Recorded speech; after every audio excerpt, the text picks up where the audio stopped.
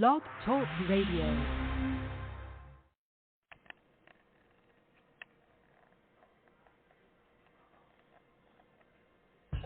Live from Washington, D.C., it's Quintessential Listening, Poetry Online Radio.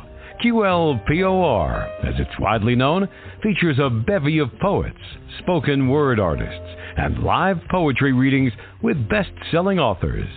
Your host is Dr. Michael Anthony Ingram.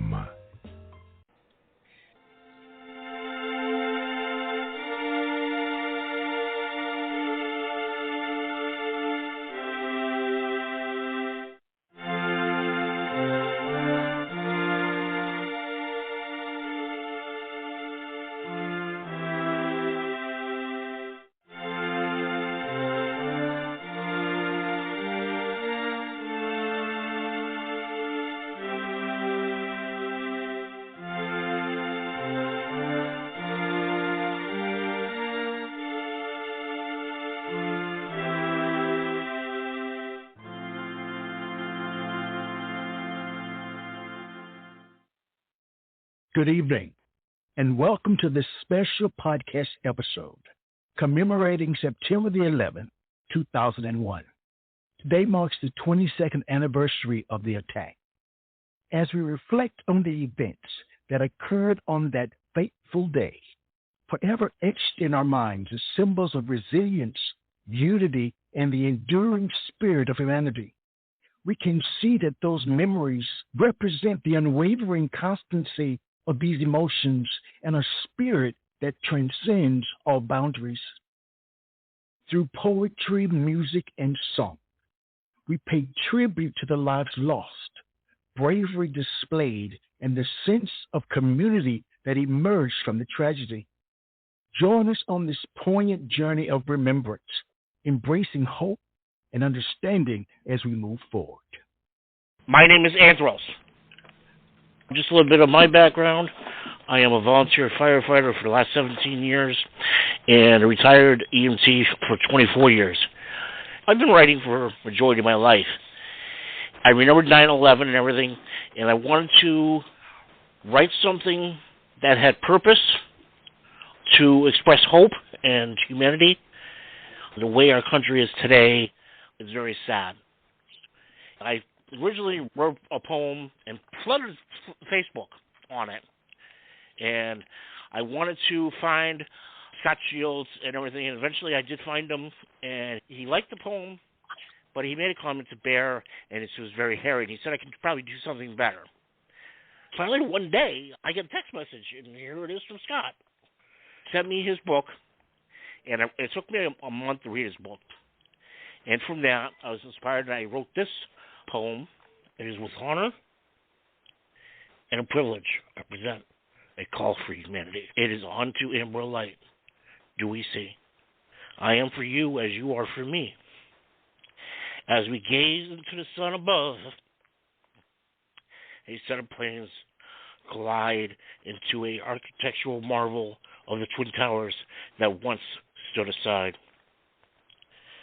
Citizens are stunned in disbelief, overwhelmed with sheer terror. It's difficult to comprehend. People scatter. Pandora's box has been opened. The Twin Towers lay in ruin. Human beings lay entombed below as ominous shouts and cries for help is heard. Sounds of sirens begin to blare. A call for humanity is at their feet. As our tattered flags dance tall, we weave sightings of human remains as if they lay in piecemeal, mixed with red ash, only to be placed in black vinyl. Riddled in the scorched financial paper as it floats on top of their heads. You may ask, where do you begin? The answer became clear, as if a flawless diamond. They begin their descent, searching for a victim of this 9/11. With our hands placed across our chest, we pledge our allegiance to our nation's citizens. For it once was said, and to my fellow Americans, ask not what you can do for your country. Ask not what your country can do for you. Ask what you can do for your country. We serve our nation. For our canine partners, our golden retriever leads the way every step through mounds of red ash, unparalleled terrain. For every scratch of his foot, every hint of human remains. Osteo, find the baby. Day becomes night as nights become months. Erected high above the debris, steel cables and pulleys are spread. Sightings of bear being whisked far above our heads. So many have perished from our cowardly act. We will not yield to terror. As we walk into the shadows, let there be light. We fear no evil. As we weep for our fallen, yet so many remain and fight. As others are filled with a certain degree of carcinogen, we salute the FDNY 343 NYPD. Help us recover. Memories, time spent in leisure, frolicking in the waters of eastern shorelines, playing with the children, times of visiting the local deli. Oh, how Bear loved his roast beef. Let us celebrate man's best friend. For father and mother, honey, we pay our loving devotions. Your child now and forever lays with the FDNY. Let this day be a federal holiday. Let us invite the United Nations. Service to all so others may live. We will never forget.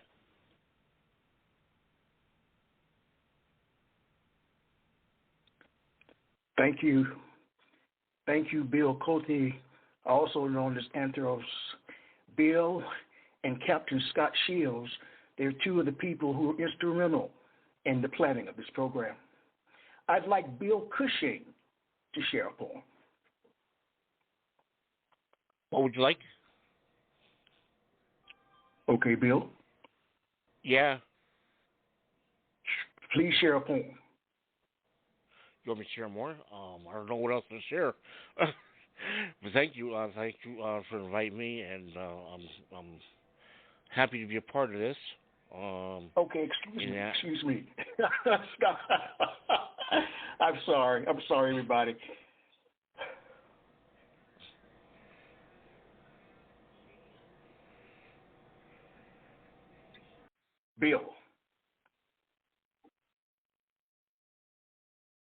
Bill?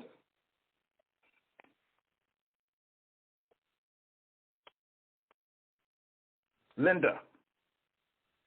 Yes. Please share a poem. Are you ready? Okay. Yes. I actually have two. The first one was written.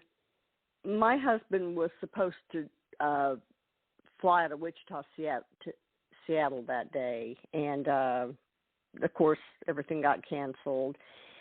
And I thought about it later, and I thought, what if? And I thought, I can't even go there, but I kind of need to, because I need to show respect and represent those women who did lose their husbands on that day.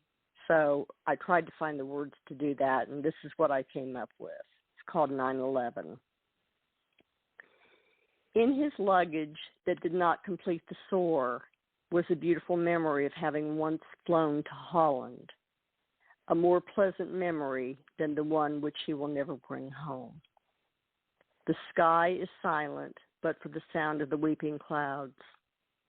Today, bars and taverns have turned into churches. Poets use terms like gone to eternal rest and found the big sleep. I also know this poet's song will now never be completely sung.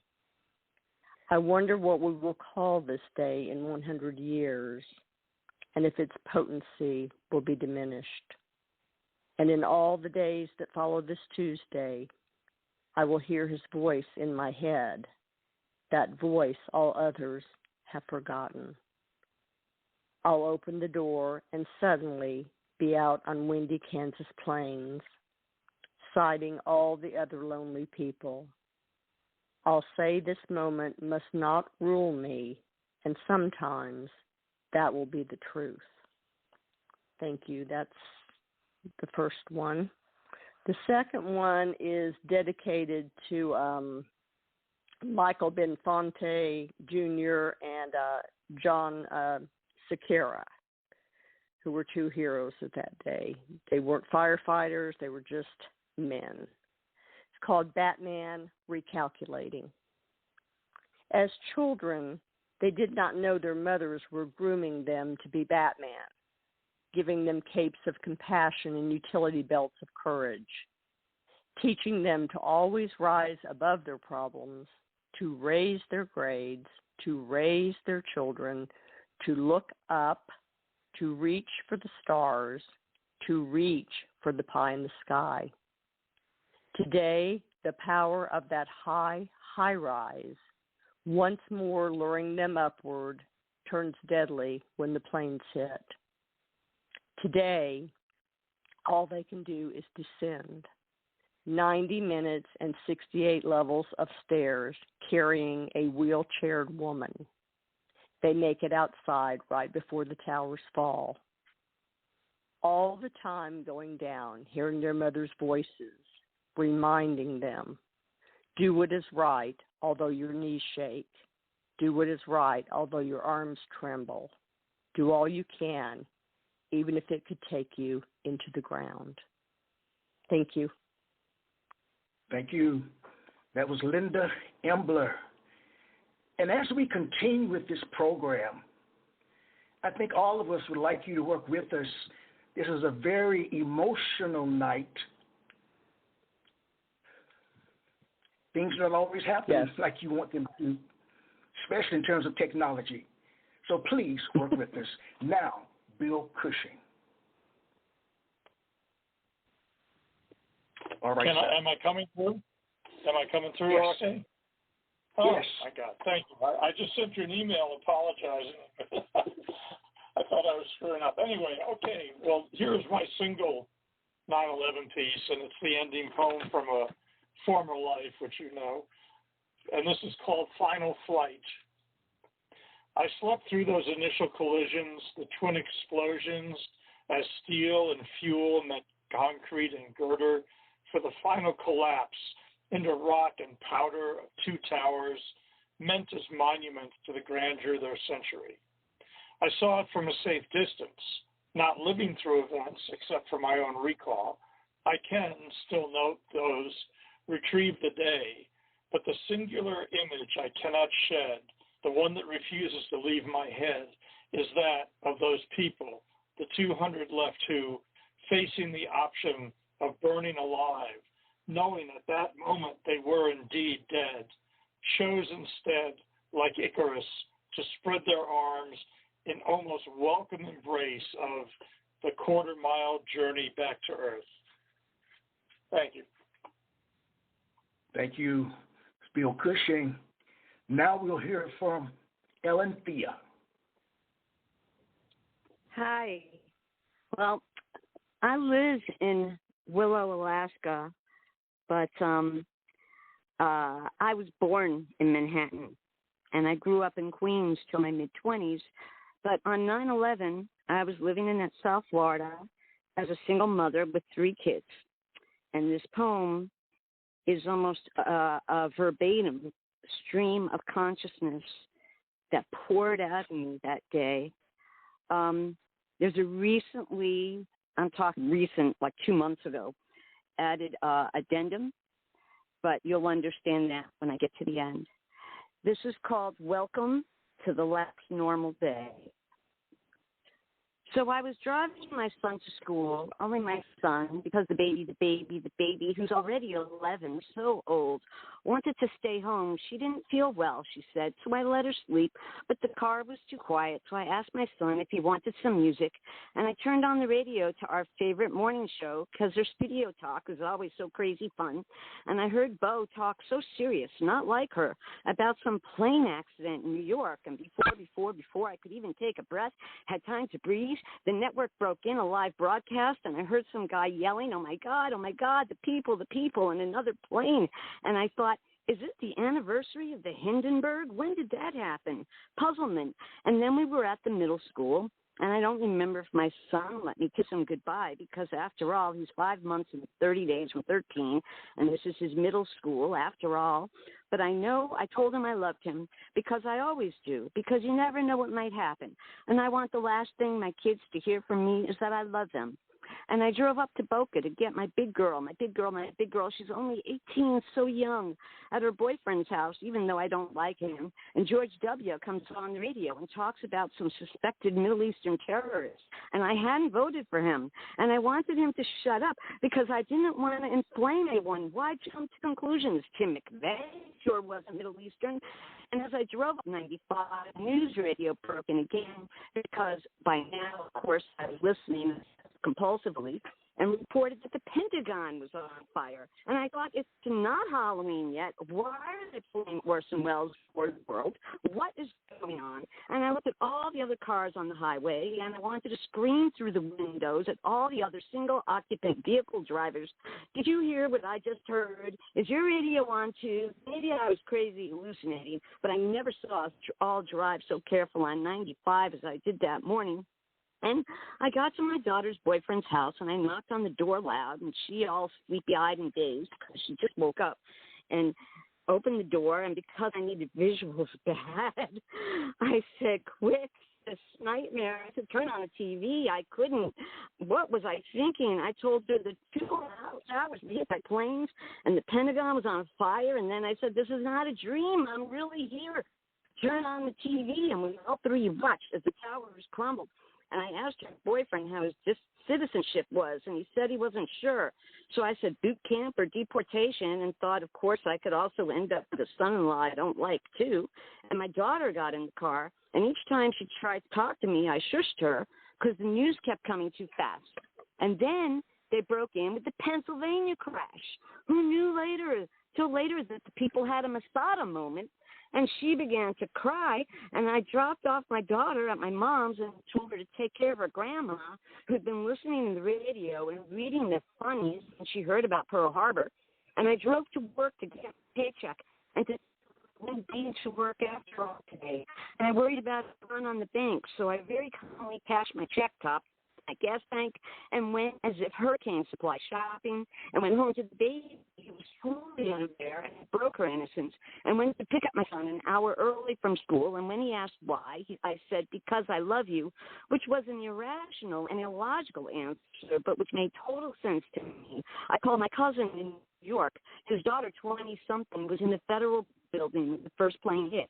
And she was evacuated and walked for 2 hours over the bridge back home. And she watched as people made that final, horrific, ghastly, and powerful, most important last decision of their lives, having the unique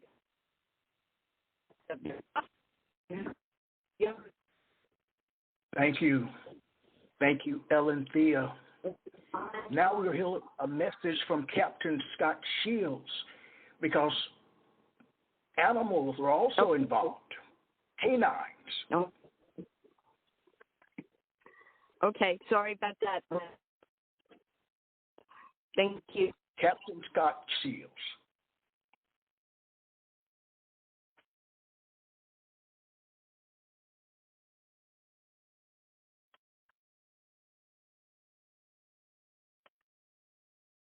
Scott Shields. I was at the time Chief of Marine for the New York City Parks Police, and I had a search dog named Bear, my very incredible search and rescue dog Bear.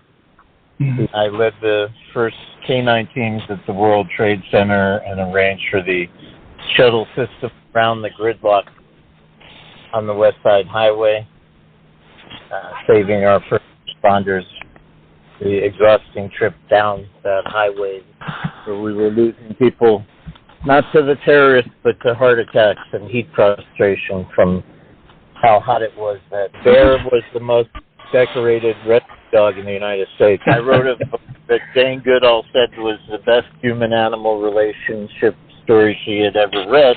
He's the only search dog from 9/11 that has a memorial at the FDNY Academy for what he did that day in finding the chief and the commissioner of FDNY.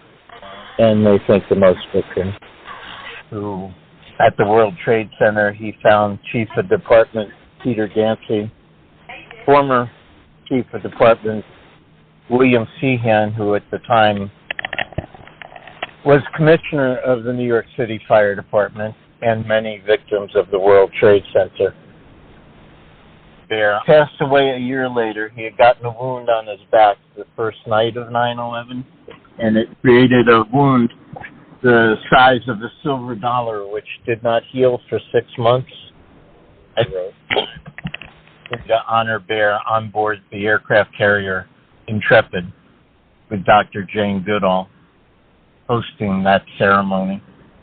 2004, I stood at the podium near in tears, in a voice trembling and filled with emotion, and I said the following words.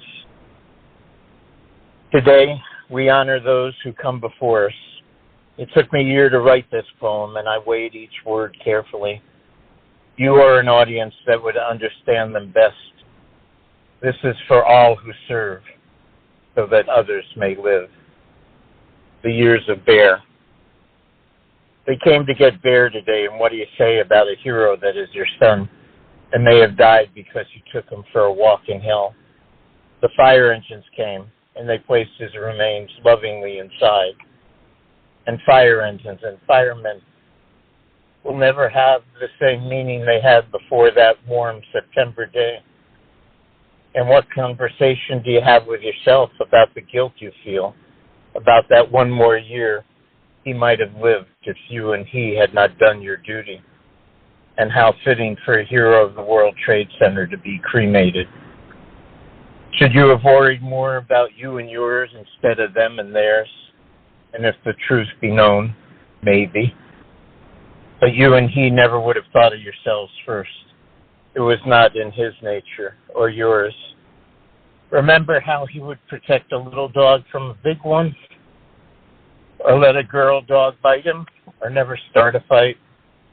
Or how he never lost one, except the one that no one can ever win? And even then, how he fought against the darkness. My friend Arthur Freed said it best. Chief Peter Gansey and Father Judge must have told God that the thousands who perished on that warm September day could use a great dog to comfort them. And I shall never stroke a golden coat again without thinking of Bear and you. And thank you and Honey for giving us all the years of Bear. And that's it, Michael. New York State had a hero proclamation for him, and they declared Captain Shields and Bear Day in the state of New York. Honey was Bear's mom. I had his mom. He was born in my office under my desk. Captain Scott Shields.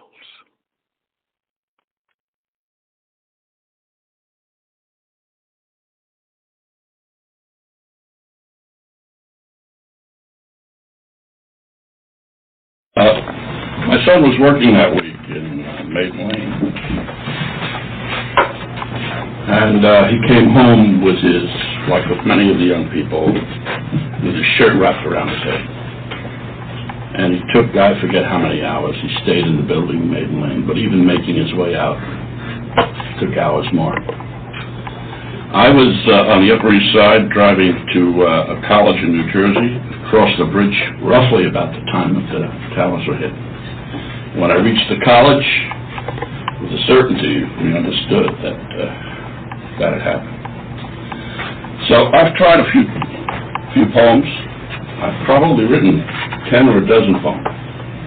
I don't like any of these poems. They all seem to fail.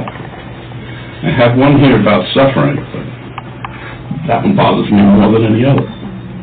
So I'm not going to write that poem about suffering. I'm going to try this other one, a little less demanding.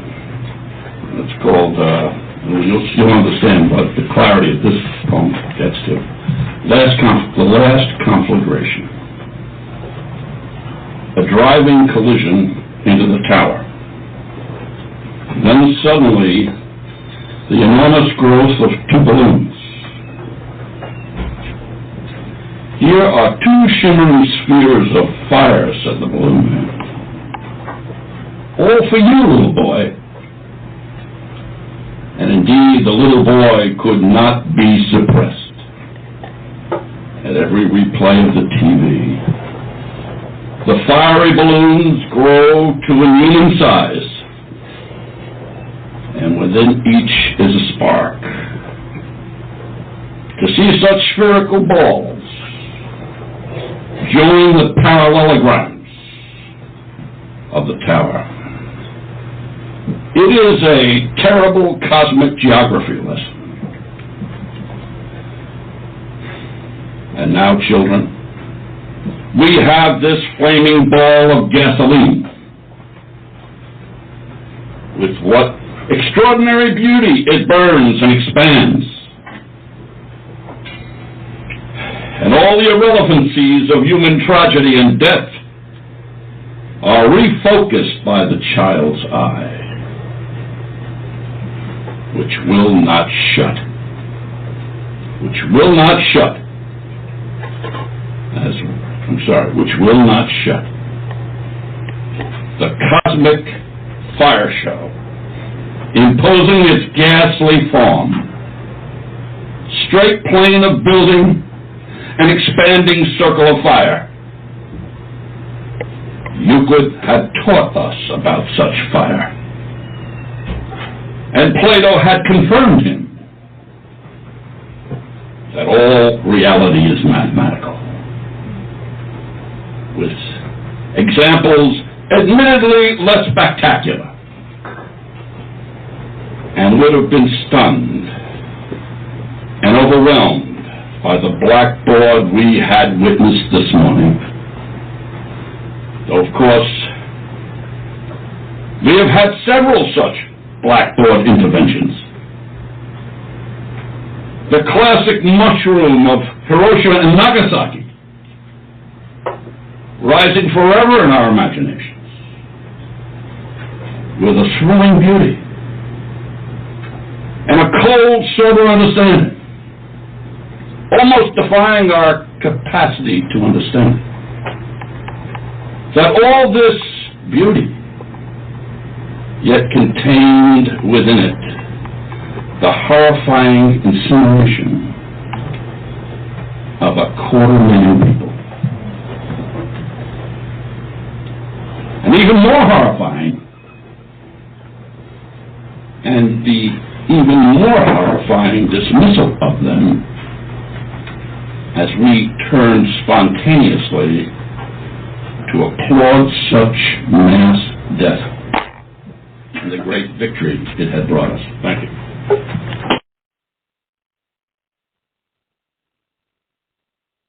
That was Bob Quattrone sharing a remembrance of 9/11 from 2013, taped on September the 6th.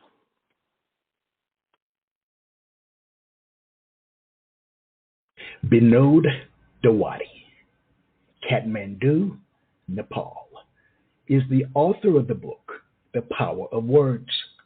He holds a master's degree in English. He has worked on numerous anthologies and has been published in various magazines. His vision is to change society through knowledge, so he wants to provide enlightenment to people through his writing skills. The title of the poem is 9/11. This incident should have not happened. But why did it happen? That I also don't know. I want to wish the souls who leave the body and dies. I can't stop the destruction. I can't save the people. But from the voices of those people, I can speak here. Don't worry about our death. Everyone should die. We die in an accident. We're always immortal in the heart and mind. We are becoming a legend, a martyr, of friends and families. Don't weep and shout for us, for we're living happily in heaven. Now human beings learned a good lesson from that incident, that they should be careful while flying or driving. They should always be aware as well as conscious in their life. We are immortal. We are singing together. Don't worry. We are always for living beings. We love the world and people so much. Hijackers, what do you got? Your families died, friends died, big cities and towers were destroyed, many died and many were injured. So I think the hijackers and war creators learned a good lesson, that we should love our country as well as we should give freedom to others to live happily, for our love to all who became victims and injured there. Vinod Dewadi, Kathmandu, Nepal, 2023.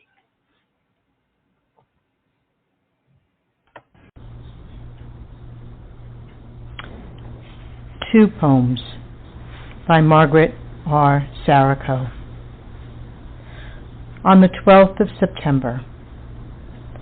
On the 12th of September 2001, when friends flocked to synagogues, churches, mosques, and temples, I found a poetry circle, kept books of poetry by my nightstand, fell asleep to the words of Marie Howe, Billy Collins, Lucille Clifton, Sharon Olds, Stanley Kunitz, Curtis Lampkin, heroes that helped me limp on my spiritual journey until the topsy-turvy world we were living in reset itself. September 11th Aftermath, a haiku. Shroud of darkness lips reveals yellow leaves on tree, falling, blowing, gone. Margaret Sarako. Now, we hear a piece, a musical piece. The title is 9/11. The artist is Mia. It's an original music piece from 2012.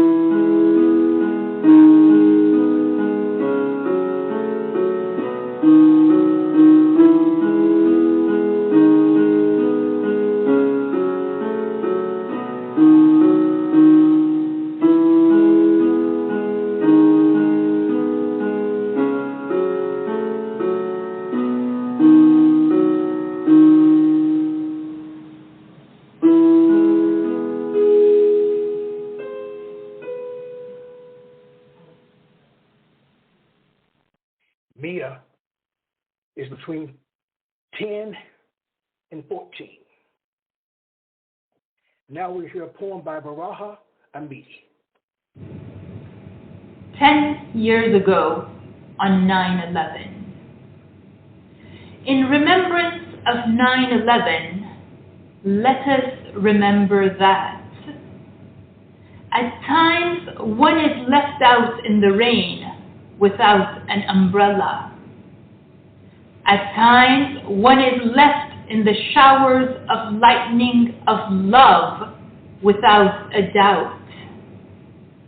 At this time, it is time for us all to remember 9/11 is just a day, but an important day that bridges the East and the West and encompasses all religions and races.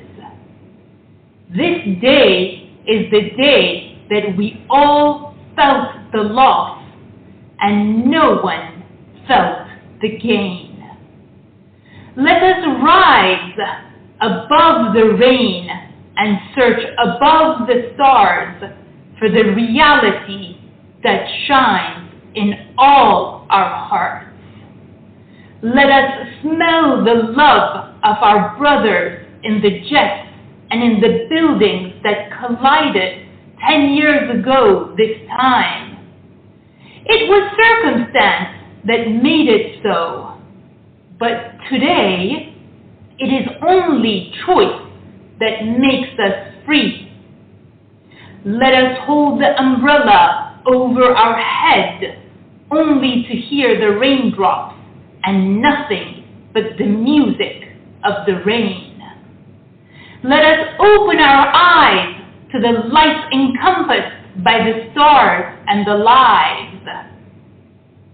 No lives were lost if we start to believe that each of the buried have left behind a kind heart. Yours and mine to connect with no repetitious arguments. Your God is my God. My God is your God. Feel the raindrop on your eyelashes and feel the light in your heart. The light heart joining East and West. No religions, no color, no sex. Only hearts beating as fast as the raindrops in the form of light. With a 9 and an 11, a perfect number 20 is made. Have you noticed that it is 2011 this year? It is time to release the pain and sow the seeds of light in each other's hearts. Please listen to the hearts far away and touch those close by. Let there be only one and one next to one, completing the circle of becoming whole.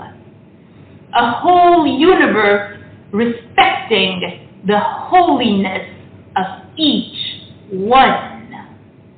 In remembrance of 9/11, let us remember not to forget. Rain, light, one, God.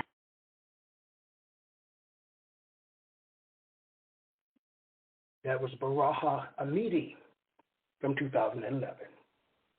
Shirley Fine, 9/11.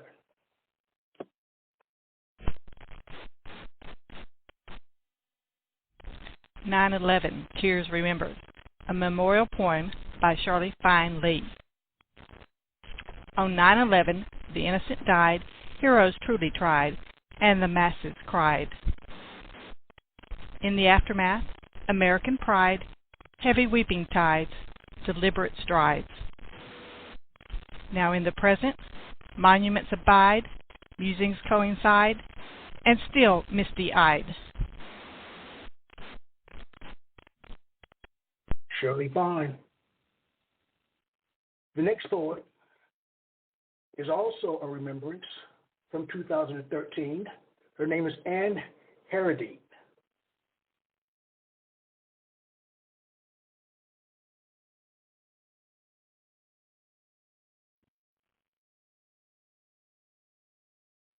In September of 2001, my mother was in the second month of the last year of her life.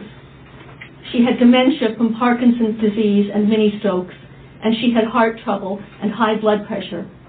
I used to say she had everything you can think of that could be wrong with a person except cancer, although that's an exaggeration. It just felt that way, to her and to me. We lived in an apartment building in downtown Brooklyn, across from the tip of Lower Manhattan, and right by the edge of the BQE, the Brooklyn-Queens Expressway. The traffic is constant, like the ocean, but the big trucks make everything shake, and when there's a crash, or when a car drops a hubcap, and every other car runs over it, ka-thump, ka-thump, all night long, you want to kill somebody, preferably Robert Moses, except he's already dead. I went to my part-time job on Mondays, Wednesdays, and Fridays. On Tuesdays and Thursdays, a home health aide would come in the afternoon, and I would use the free time to write. So on this Tuesday morning, I was at home instead of all the way uptown at work. When the first plane hit, it sounded like a bomb. I actually felt the reverberations. And I said, "Goddamn BQE." I didn't even look out the window. If I had, I could have seen the plane rammed into the World Trade Center, the smoke and the flames. I could have seen it, and I didn't even look. When the second plane hit, I said, "Goddamn dumpsters." There's always some construction going on with all the gentrification, and they toss what sounds like entire buildings into dumpsters, and I still didn't look. About an hour later, I got a call from the social worker who coordinates the home health aides. She seemed to be on some kind of acid trip. The Pentagon and the World Trade Center and something in Pennsylvania. And, okay, I said, whatever. I took the chance of leaving my mother alone and went up on the roof. By now, it was just a big pillar of smoke, like something out of the Old Testament. Only a couple of other people were up there on a Tuesday morning. "They're collapsing," a man said. Marisol, the aide, came after all. Her morning client lived in Brooklyn, too, so she just came over to us as usual. Instead of writing, I went out and bought a cell phone, my first. Outside, the first bits of debris were landing in downtown Brooklyn, mostly office paper, reports, memos, those pink while you were out memos, the detritus of 1,000 offices. Back home, we saw the column of smoke bending directly toward us, an anti-rainbow, gray and black against the brightest of cloudless blue skies, its two poles, death and destruction. We kept the windows shut tight for days. The last things my mother was able to read and understand was a series of New York Times articles about the problems the firefighters had had with their radio system, communicating with the other services. Every once in a while, she would look up from the paper and say, "Do you mean to tell me that somebody flew an airplane into the World Trade Center on purpose?" I would say yes. "And it fell down?" Yes. She never went to the window to look either. Her memory of the Manhattan skyline was from the 1950s when we moved here, so this would not have looked weird to her. Jane Austen once said of the Napoleonic Wars, "How horrible it is to have so many people killed, and what a blessing that one cares for none of them." That's how I was, and I'm sorry. I want to acknowledge it, to say to all of the people who died and their families, I'm sorry for your loss.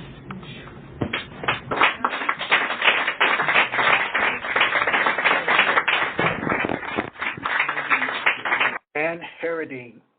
Now a musical piece called 9/11 by Mitsuru Miniyama.